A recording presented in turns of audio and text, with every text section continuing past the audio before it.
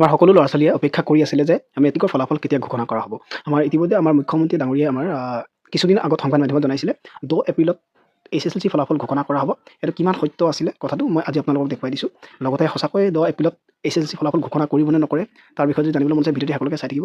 আমাৰ ইতিমধ্যে মাননীয় শিক্ষামন্ত্ৰী ডাঙৰীয়াই সংবাদ মাধ্যমত ঘোষণা কৰিছে, হয় আপোনালোকৰ HSLC ফলাফল অহা 2 এপ্ৰিলত ঘোষণা কৰা হ'ব। গতিকে ভিডিঅ'টি মই আপোনালোকলৈ আগবঢ়াই দিছোঁ।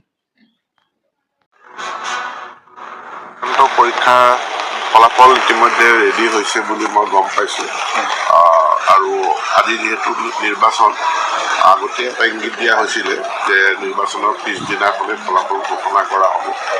ফলাফল ভাল হ'ব বুলি আশা কৰিছোঁ। সকলোকে আগতীয়াকৈ শুভেচ্ছা জনাইছোঁ। কাইলৈ ফলাফল হয়তো মানে ঘোষণা কৰাৰ সম্ভাৱনা আছে নে ঘোষণা কৰা হ'ব? কাইলৈ ঘোষণা হ'ব। ফলাফল ৰেডি হৈ আছে। পৰীক্ষা ফলাফল ইতিমধ্যে ৰেডি হৈছে বুলি মই গম পাইছোঁ।